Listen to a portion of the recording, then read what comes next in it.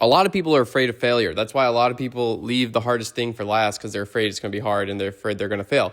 But, the first thing I like to do nowadays is XP farm, honestly. You just get all the hard stuff over with at the beginning, and you've learned all the hard lessons you've had to learn, and you're just left with a lot more knowledge and skills than you would have had otherwise. I'm going to give you 5 ways I've been XP farming so you can hopefully get your XP up and get more life experiences under your belt. Because those experiences are what are going to build the life that you want to live. So stick around to the last one. It's definitely one of my favorites. First of all is actually taking something seriously for once in your life and actually putting in some genuine effort. I know this doesn't speak to everybody, but there's a lot of people I see online and just in general when I was in school or in college that they just don't put in serious effort, but they delude themselves into thinking that they actually are.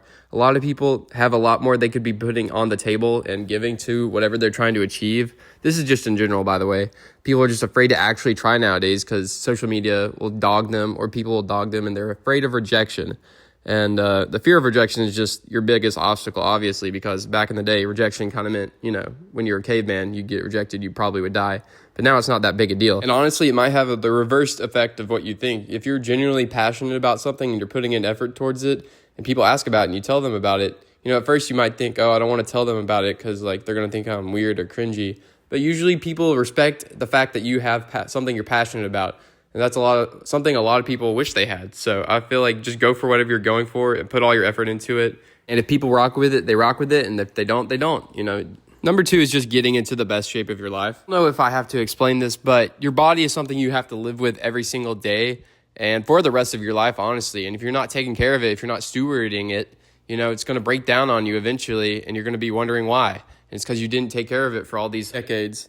And this is like the most free time you'll ever have in your life. If you're in your 20s and you're in college, it's obviously different for each person because of work and whatnot. But, this discipline and other traits you develop from, getting in the best shape of your life can lead over into other avenues of your life.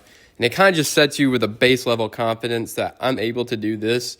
I am the person who's capable of doing X, Y, Z. It gives you confidence. You're more attractive. You feel better. You have a better self-image of yourself. And it creates, like I said, a higher baseline of what you expect from yourself. Thirdly, I would say try a new job environment or just switch up your career. This is also not necessary for everybody if you actually do like what you do the first go around.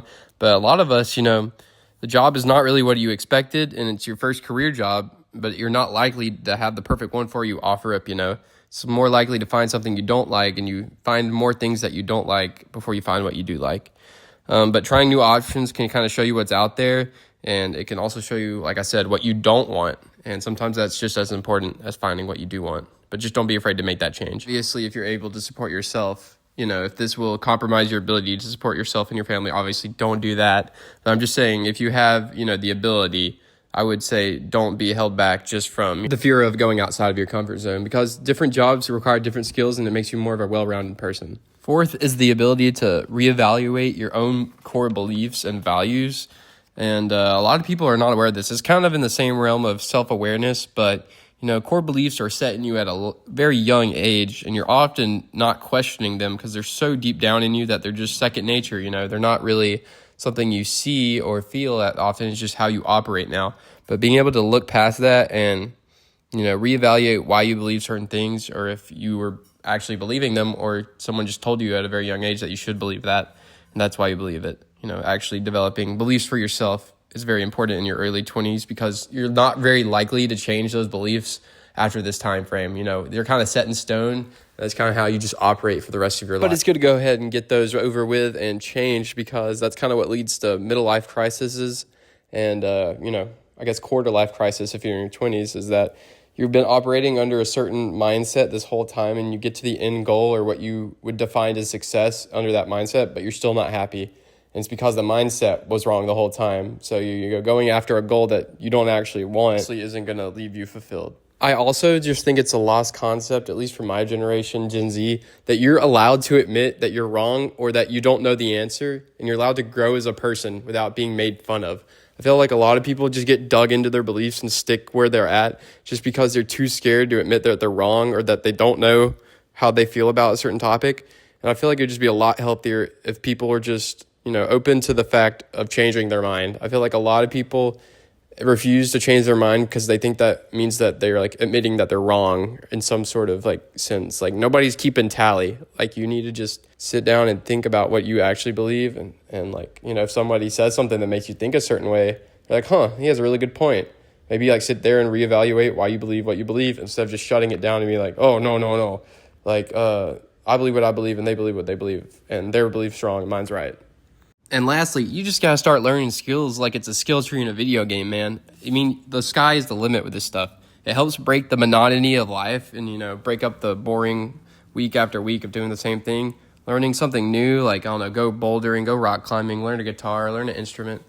Just start working out, you know, chase PRs, chase new things. You know, it just makes you more of a well-rounded, interesting person. And when someone asks you what you do and you've done like all kinds of crazy stuff, and the more you do, the more you know what you like versus what you don't like. You know, if you just stick doing the same 3 things you've always done since college, there might be a whole world of things you like to do. You just haven't tried them yet. You just don't know what's out there because you haven't done anything. And life's kind of like a game with a skill tree. You know, it's grayed out because you don't really know what you want to do yet because you haven't done it. But as you unlock new skills, you'll find out like what you like to do and, you know, your preferred play style, if you know. I mean, why would you want to go through a whole game with your skills that you got in your tutorial? Like, you know, that's kind of what I'm relating it to here. Like your whole preferred kit for like life could just be right around the corner of you trying one new thing, but you just don't know that. You just got to keep trying, you know, keep trying, and you'll figure out exactly what you want to do. Anyway, I'm going to keep making some more videos kind of like this, just sharing my thoughts. So you guys should like and subscribe, and I'll see y'all later.